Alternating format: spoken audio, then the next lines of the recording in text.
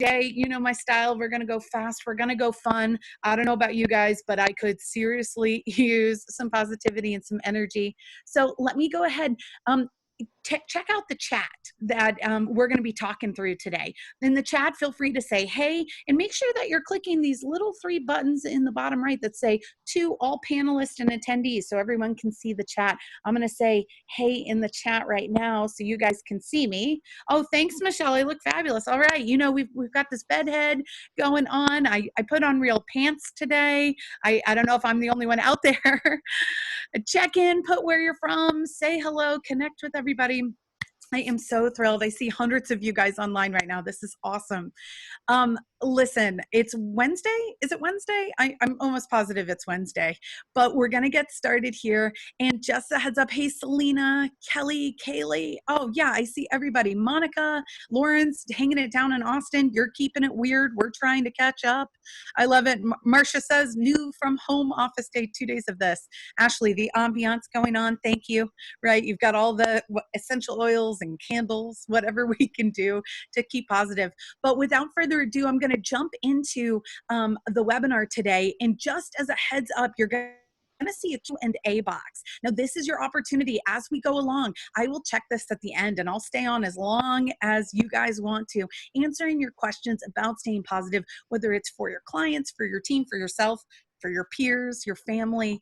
Let's frickin' go. You guys ready? Oh, I see Alicia from the Baltimore Museum of Art. Hashtag NACE family. I see you. Oh, Seattle. Oh, this is going to be great. So without further ado, my name is Rachel Sheerin, and thanks for joining me for today's webinar. I'm going to go ahead and share my screen. Hopefully you guys are able to see this, and we're going to get started today with our presentation. So again, my name is Rachel Sheerin. I am a keynote speaker and a team trainer, and I'm here today talking in all things chaos about staying positive for clients in the face of panic. And I think we can all agree that a little bit of positivity could go a long way right now because it's madness. And whether or not, whatever season of life you're in, whether you are just starting a brand new business venture, whether you're working for a huge hotel that has just furloughed its employees, whether you are part of a huge cultural institution, you're working in education. Listen, at the end of the day, positivity is infectious. And I know it sounds ironic with coronavirus being top of mind right now, but let's spread that like wildfire. And that's really why I put together today's webinar. And as you look at it, positivity. You know, I'm a naturally positive person. I wake up like this. I tend to be somebody that tends to err on the side of positivity. And I get how that can come off sometimes. Have you ever been around somebody that is super positive and you are like, no, just stop, right? We all have. And at the end of the day, I think positivity is one of these buzzwords that says, you know, like, let's just gloss over everything like SpongeBob is doing here. But in the reality, what happens is that if you try and force yourself to just, you know, ignorantly gloss over everything or act like it's all okay, you know what starts to happen? It starts to go pretty south. I mean, got to give it up to Barney. When you're trying to be a ray of sunshine, but people keep testing you, it can make us a little upset. And that's part of the focus today and gathering here today. I want to give you skills to be positive and authentic. It doesn't mean that we gloss over things that are going wrong. It doesn't mean that we deny that things are scary or ever changing. But what it does do is it welcomes in the unknown, and it allows you to have a choice. If we're going to choose to feel a certain way, I think choosing positive is one of those ripple effects we'd all be very proud to have an impact on. Are you with me?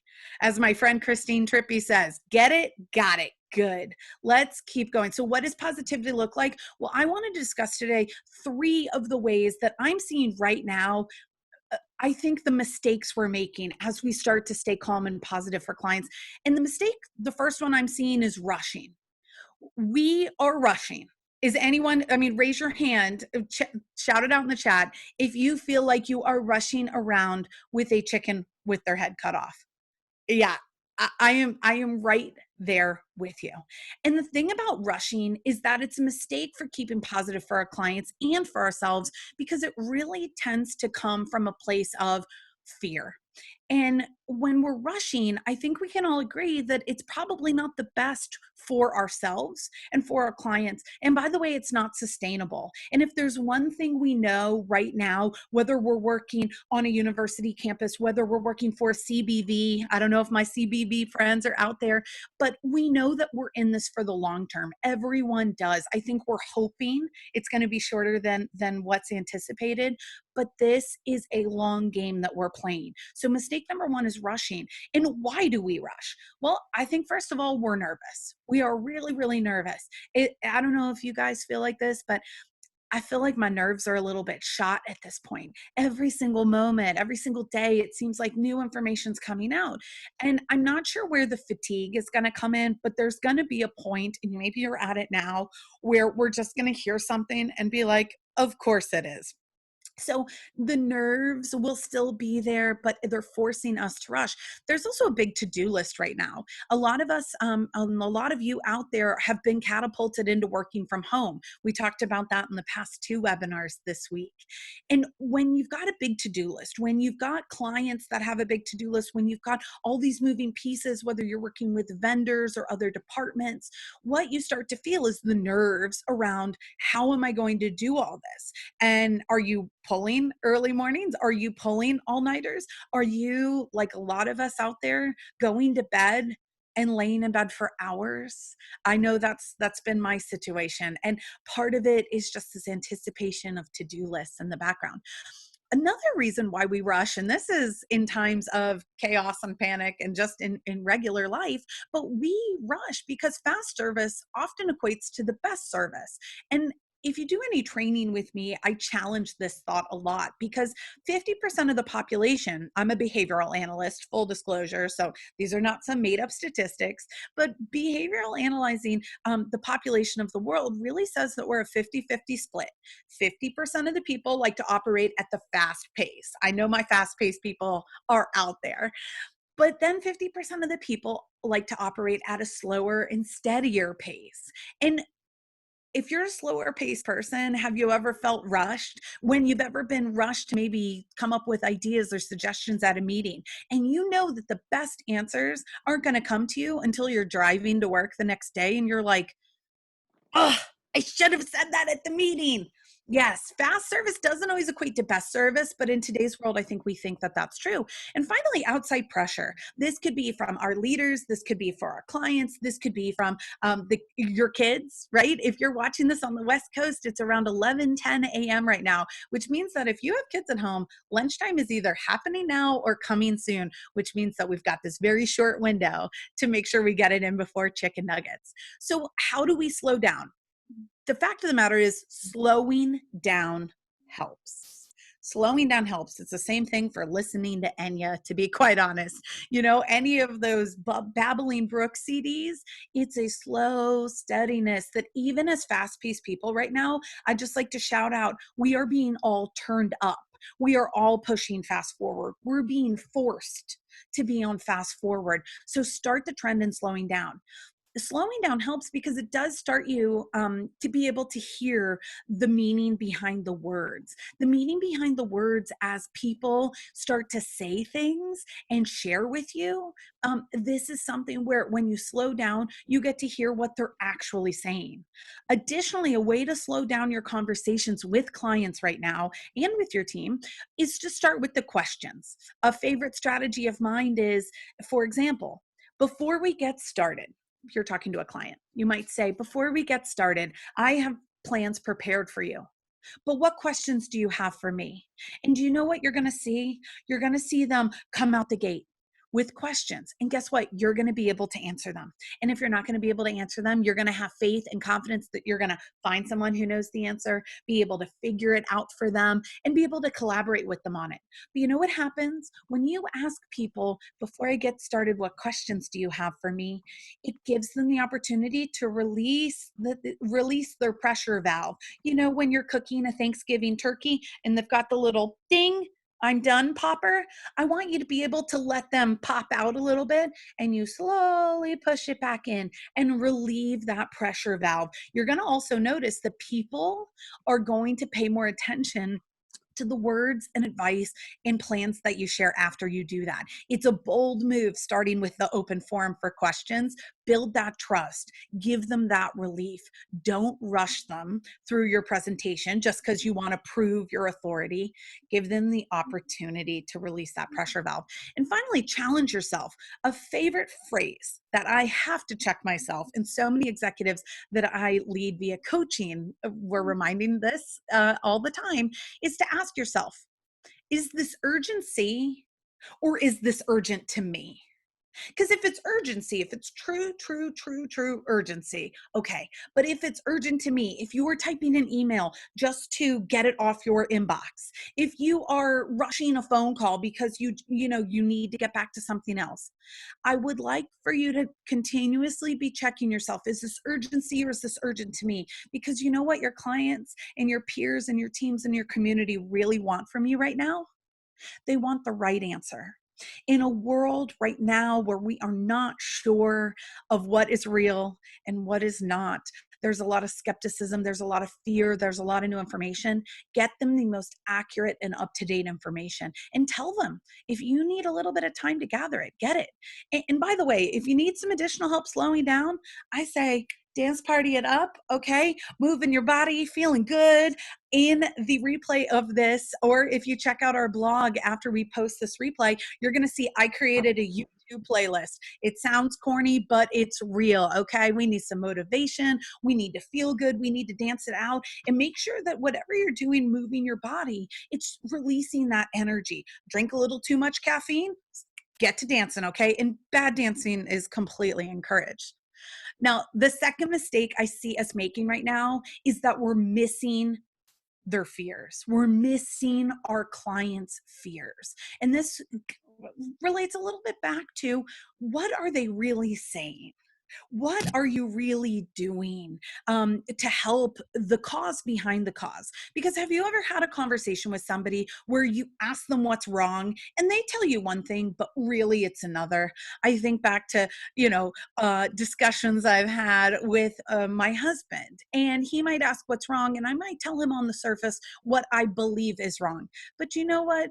Really underneath it all, it's maybe feeling disconnected because I've been on the road speaking and traveling. Maybe it's that, my dad's birthday is coming up and I miss him a lot. It's rarely what we say that's wrong. I don't know if you share those examples in the chat. But I think that we have an opportunity here to really hear their fears. And what are the fears? What are the fears that most people are feeling right now? As a behavioral analyst, this is an expansion on the core basic fears we have around life. But people are fearing change. People are scared of health. They're scared for themselves and they're scared for others. And they're also scared of loss. The loss of a job, loss of way of life, loss of human connection, loss of a lot of things. And here's the wild part, is that when you're talking to clients right now, we have to embrace and covet and feel proud of the fact that we are talking to them not just as clients, but as humanity, as fellow humans that are feeling, fellow humans that have family, fellow humans that have communities, that the fear we might be hearing is less probably to do with what the actual task that we're working on them with, and is more to do with the people that they love. And it can be themselves and others, as well as the loss. Additionally, fears would be lack of knowledge. A lot of people do not feel good. I mean, raise your hand out there. A lot of people do not feel good when they don't know what's going on. Nobody likes that, right? There's a high chance of us being tricked. There's a high chance of us worrying about, doing the wrong thing, having the wrong knowledge, making the wrong decision. And finally, I think there's a fear right now about appropriate reactions. What is the appropriate reaction to what is going on right now? And the answer is, I'll be very clear on this. The answer is, there's really no rules. There's rules around, don't send out a coupon code for 19% off your products. It's a good idea. Trust me, I've seen this happen. So don't do that, okay? But it's an appropriate reaction to feel scared. It's an appropriate reaction to feel positive. It's an appropriate reaction to go into work mode. It's an appropriate reaction to hide and Netflix. You know what? It's an appropriate reaction to stock up on your prescription medications. Whatever you need to do, I just want to throw it out there. The theme of judge less and love more. Heck yeah, let's embrace it. The appropriate reaction can look different for all of us. And while we're at it, while we're hearing beyond the words, we're hearing the fears. I'd like to make sure that you're not making the mistake of hearing dismissive words from our clients about how they feel and their fears and letting it go. For example, if someone to you says, "Oh, I know it's silly. Oh, I know it's stupid. Oh, I know it's ridiculous," stop them, halt them, pause that conversation with love, and give the opportunity for support and courage by saying, "No, it's not. It's human. No, it's not stupid at all. I think that's aware. It is not silly to worry about what next week's going to look like. I'm with you." And that power, y'all, that power of those dismissive words, we undercut ourselves all the time like that. Don't let those opportunities for connection and support go. And while you're at it, help them create a picture of a year from now. What does a year from now truly look like? And by the way, do it with your team too. I did it this morning, and I got to tell you, a year from now looks good. A year from now looks together. A year from now, we underestimate what it can look like. Go big, dream happy. What if? I want a what if, and I want to scratch out all the negative stuff. Do we talk about that? Absolutely. But what if we allow ourselves to dream big and to dream happy and to fast forward? If we could push fast forward on this moment right now, what is that going to look like? And by the way, if you're leading a team, do that with your team too. It is magic. And you know what? I think during this afternoon's happy hour, we're doing a co-working actually right after this at 3 p.m. Totally free. Come in, crush a goal, be united. But however you're going to get together with your team and your peers in your community, let's all today. I want to hear it. Drop it in the chat, reply to my emails. Tell me what your year from now is going to look like. Let's freaking celebrate it together, because you know what's going to happen? We're going to get there. And we have to be less attached to the how right now. How we get there, that's a bit of a question mark, but we're going to get it, because you know what? Here's a big spoiler alert. Success is inevitable. Success is inevitable for big-hearted, hardworking people. And because you showed up here today, I know that that's you. I know that's the people you love. That's your teams that you're working right beside. Those are your leaders, and that is your organization. We have all been successful before, and we will be successful again. You just have to be open to the how. So dream big, create that picture a year from now. Now, the third mistake I see us making right now for our clients is we forget the good times. And guys, I want to share this with you. If any of my ESPA, Event Services Professionals Association family is out there, my CVB folks, this picture is from me keynoting at their January 2019 conference. It was here in Charlotte, North Carolina, which is where I live. It was at the Westin Hotel. Incredible professionals from CVBs and convention centers all over America. And I got to tell you, you know why this picture matters to me? This picture in front of 600-700 people. My mom was in the audience. My husband was in the audience. My very best friend, Sarah, was in the audience of this keynote. And they got to hear it. They got to hear my talk on burnout and watch me do what I love to do, what I live to do. And that picture today, as I was preparing this for you guys, it brought me back. It brought me back to all the big hugs we had. It brought me back to being together. It brought me to the incredible organization that ESPA is. And they just had their conference in Denver with an incredible friend, Judson Lapalide, being the keynoter. It was awesome. I flooded myself with the memories of better times. So don't forget the good times. You share them? Well, first of all, start now, whether it's via text, via email, social media. Share pictures from past events, celebrations, good times. What about awards and recent certifications? Do you have a new CMP or CEM? Do you have a new CPCE on staff? Share it. People are gathering. Goes back to my 3 C's from Monday's webinar. Celebrate, congratulate and console. What can we do to bond together? Check out their LinkedIn. What stuff have you missed that you can celebrate? Remind them of. What about the podcasts, the books, the articles that you think they'd enjoy or benefit from? What about one of these webinars this week? You can simply share the replay and say, hey, listen, I know you're going through it too. Here's a webinar on motivating your team or staying positive for your clients. I'm in the trenches with you. What about things that make you think of them that are helpful? What about the zany random things you find online? And personal favorite, what about the personal photos of babies or puppies or kitties? And let's call a spade a spade. Anything in miniature form is cute. It's just a fact of life. I mean, look at this adorable hamster that is obviously dressed up like a pilgrim eating a piece of miniature pumpkin pie. This is a fact of life, y'all. And by the way, if you have not seen this, I think this might be a gerbil, but if you Google, we'll link to it in the blog, but if you Google gerbil eating mini food, you will see an entire YouTube channel dedicated to this tiny gerbil getting prepared miniature food and eating it. It's impossible not to smile. And at the end of the day, isn't that what we're wanting for our clients? We can't fix everything. And I know that is so hard for us out there. I know that our students that we've had to send home, that you all have had to tell people perhaps graduation's not going to happen. The awards that they receive for leadership is not going to happen.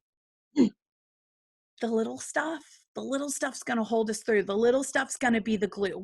Where is the joy in this? Where are we able to look back and see the sun on a sunny day and feel it and let that wave of memory and that wave of joy memory really wash over us? I know you guys have it in there. And before I open it up for questions, I did want to share my incredible professional and friend and chef, Kelly Fields of Willa Jean, New Orleans. She shared this quote this morning: when I is replaced with we, even illness becomes wellness. It struck me this morning, y'all. I am so freaking thankful that we are together right now, that we in our industries, in our teams. Is it shifting? Yes. But if illness can become wellness, the possibilities are out there. I think Malcolm X was on to such a great thing. So I am going to end with this. What questions do you have? I am going to pop out. I'm going to be able to see the question and answers. Feel free to pop them in the chat. See what's going on. Let me take a look and see what kind of questions and chats you have. Oh, I see this. So feel free to use this question and answer box. Rachel, my incredible director of ops, she can maybe pop in there and show you, where it is. It's right here on the bottom. Jacqueline, I see you said you just joined. No problem at all. Glad you're here. So let's see. Oh, you know what? I'm just reading back through this chat. Kayla, I'm with you. Staying asleep's the issue. What questions do you guys have around staying positive for clients? Is there something that you're hearing your team struggle with? Is there something that you're personally wondering about? I will say some of the things that I'm really enjoying right now, there is an app. It will link to it in the blog, but it is called the Iceman Wim Hof method. And I know it sounds crazy, but it is a method of deep breathing and energy resetting. It actually increases the alkalinity of your body and in your blood. It sounds wild, but my business coach, Jesse Isler from Atlanta, he recommends it. I love this. I see Jacqueline just sharing, I've been taking a lot of breathers. Yeah, a deep breath it's so good right now. I see Shonda saying buttoning up business systems so that we're solid. I love this. Robin says, hey, Robin from Philly, most of what I've told clients is I'm here and I'm ready to plan whenever you are. Let's take it one step at a time. Absolutely. And you know what, Robin, you bring up a really cool point, because at the end of every conversation where a client has made a decision, where you have created something creative in the face of it, first of all, share it.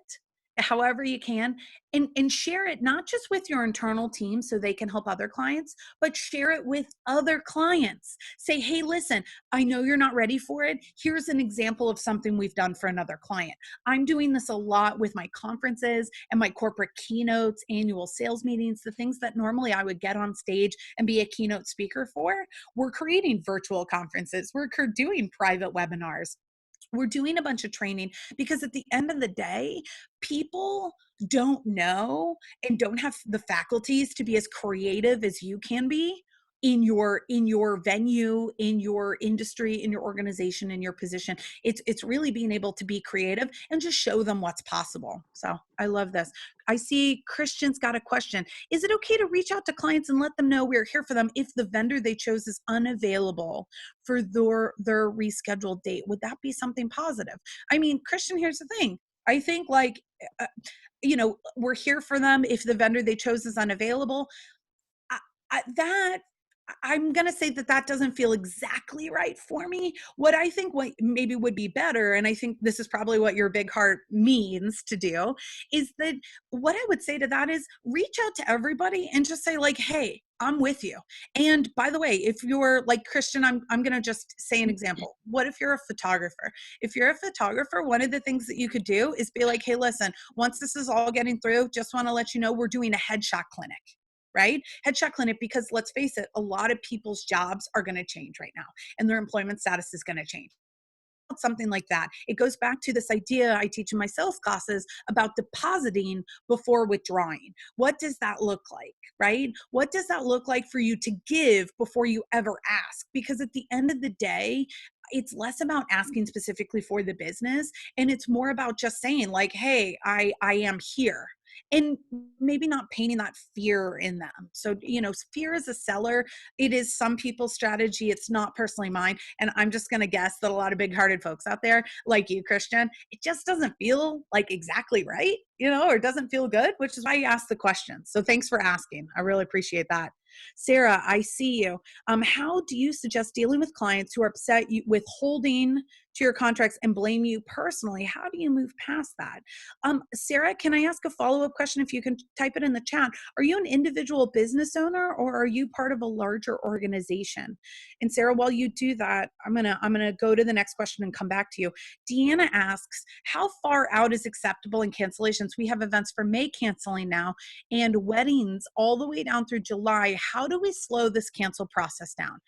Great question, Deanna. So I think a lot of people are asking the same question around that because it's a lot of panic, right? It's a lot of what are we going to do now? How early is too early to cancel? And what I would say is, in a big way, we can look at it like the cancellations in May and July. To be honest, that's where we should be trying to rebook clients that were in March and April. Let's move them right into those slots. So we can certainly try and maybe push forward your timeline and have that positive domino effect.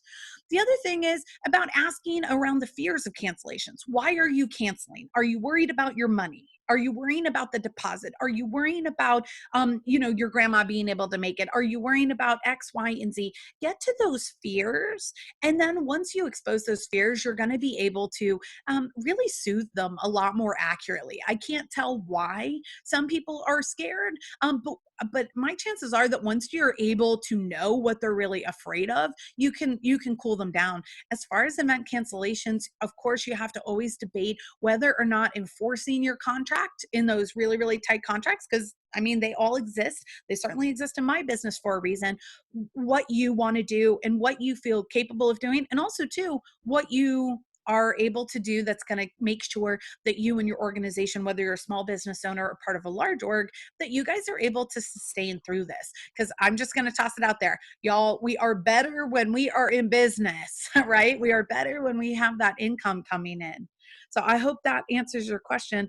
I'll come back. Let me see if we've got, let's see, Sarah, larger catering organization. So how do you suggest with dealing with clients who get upset with holding your contracts and blaming you personally? How do you move past that?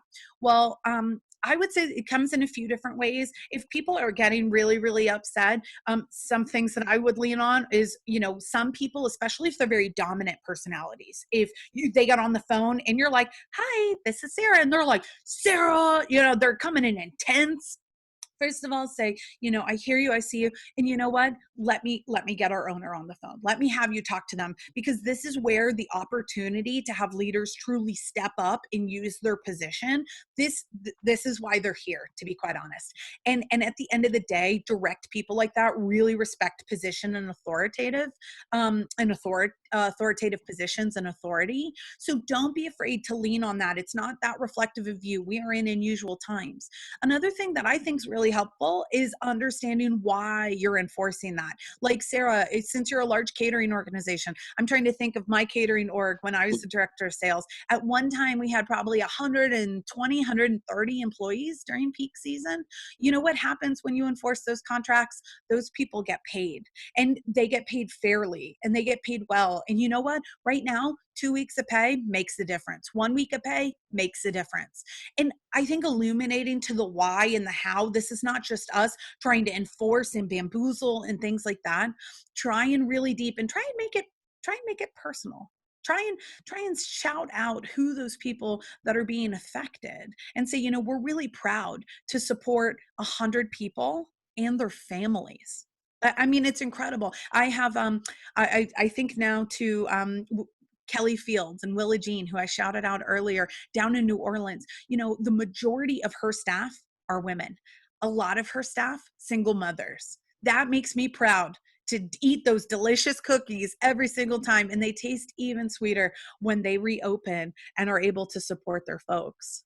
Let me take a look. Let's see. Samantha says, I'm struggling with a couple clients who are scheduled for celebrations of life. Tough stuff. And reluctant to cancel and ignoring the governor's guidance. Any tip to let them down with such a sensitive event? We want to keep our staff safe too. Absolutely. Samantha, I would say this is a great time to clear out any of the old party decorations or, votive candles. A lot of times in catering or venue organizations, hotels that we have, and deliver it. Make the food delivery, shift whatever we can to their home, and say, listen, I understand, but let's recreate it, and start to get creative around recreating things. And of course, ask for volunteers on your staff. There will be some people who would like to do it, and then there would be some people who really would prefer the option. That's where I would go. And it's probably not the moment to, tell people what they should and shouldn't do, but I would again go back to maybe leaning on some of that leadership.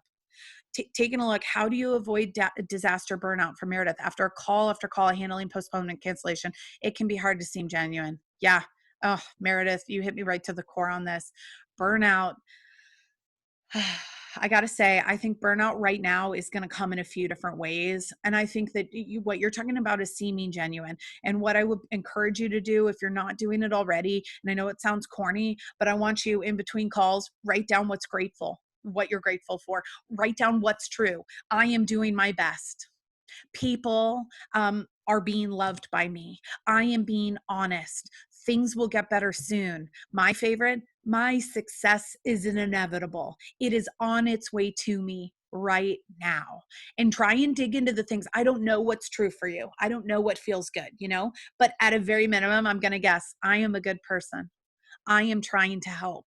I am being honest. Say what's true. And I believe in affirmations. If you're not familiar with it, I might do a webinar in the future if there's interest about manifestation and affirmations and the way that has had an impact on my business and my life. And it trickles down into clients. When I feel good, they feel better. And that's something that's very, very powerful. Write down in between calls, say what's true. Kind of like a kid that's been bad in school. They used to write on the chalkboard, right? Those are affirmations. By the way, affirmations and neuro-linguistic programming, that's something I specialize in. And when you think about it, this is why places like the Ritz Carlton, my friend James Phillips, and all my Ritz Carlton family out there, that's why they say my pleasure. That's why Chick-fil-A says my pleasure, because you know what? If you say it enough, guess what happens? Work becomes pleasure. So I'm going to send you love out there, and I'm going to have a maybe a blog article around that. Thanks for asking. Let's see. Ashley says there's been a lot of change in the scope of work for event clients. What are some ways to politely outline it as a one-time deal versus a completely addition to something we normally do, to delicately say this is a swap of what we're doing without sounding cheap? Super smart. I would just like to say, put the word crisis in front of pricing, crisis pricing. It lets people know that A, you're aware of it, B, this is a one-time only thing, and C, that there's gonna be some things between you, me, and the fence post that are gonna be out of the ordinary. I have a large corporate client. We work a lot together, and it's one of those things. I'm in the same boat. So this is not me giving advice, from whatever. This is real stuff, guys. I've had this client where I say, I've used that line, between you, me, and the fence post, I want to make this work. Between you, me, and the fence post, I want to make my payroll. Between you, me, and the fence post, I know you need this. I know I can help. And I want to make sure that the answer is yes from your leaders. The answer is yes from your family, whatever it might be. So I would say put crisis in front of pricing and make it very, very clear, because I don't think anyone out there is price gouging. And if you're price gouging, karma, watch out, because it'll come to you. So Ashley, I hope that was helpful. Kelly says, I have contracts that are out to be signed because I'm a new business. How do we approach these clients to sign with their events being in the summer and fall? Kelly, I would go back to saying, hey, I'm here for you. Invite them to a digital margarita date or a coffee date and hang out. Ask for them ask for them to hang out, check in, be helpful first, right? Deposit first. Hey, I saw this agreement. Hey, listen, by the way, I checked in with your venue. They are all good. They are closed. They are quarantined. Means no one's going to get sick. Like, check in with them in some helpful ways. And that's a soft check-in on a contract, because Kelly, I'm going to say it again. And we're going to talk about this on Friday's webinar a lot when it comes to money. Y'all need to get paid. We all need to get paid, and checking in on those contracts in a loving way, in a helpful way. Let's give it a few weeks before we go a little bit harder on those contracts. Folks know that they need to sign them, and fingers crossed, nothing will happen too much with them. Nora asks, our property has helped some couples from Noah's closing. Okay, so Noah, I'm going to assume, is actually a venue here in Charlotte where I live. So hey, Nora.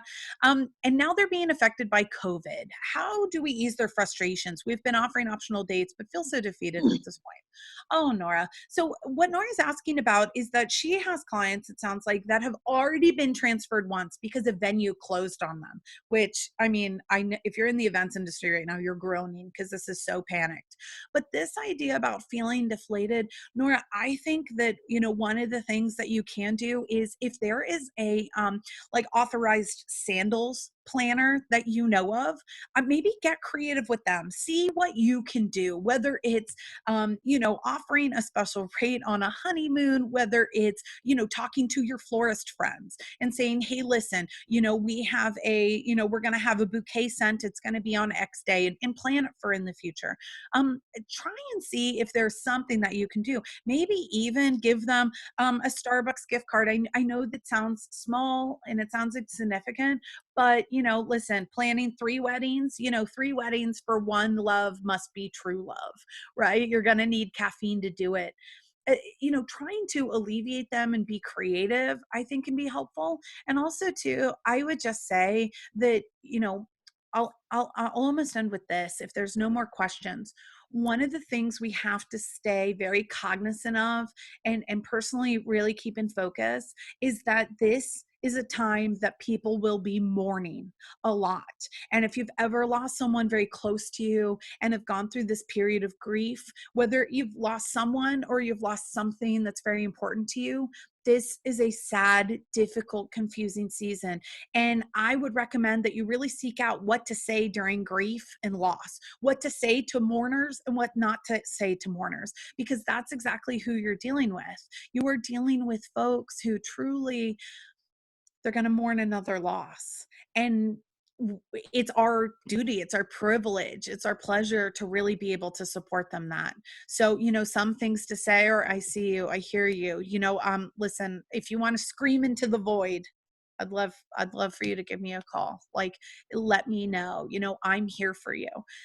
This is a unique season that we're in, and we're together, but being there, it sounds like your huge heart's already going to be known, showing up and keeping people reminded of the intention that you work with, the people you love to serve, which are your clients, the people you love to do your job with, which is your team, and the reason that you love what you do. I'm going to make a big guess as we end up here for today's webinar.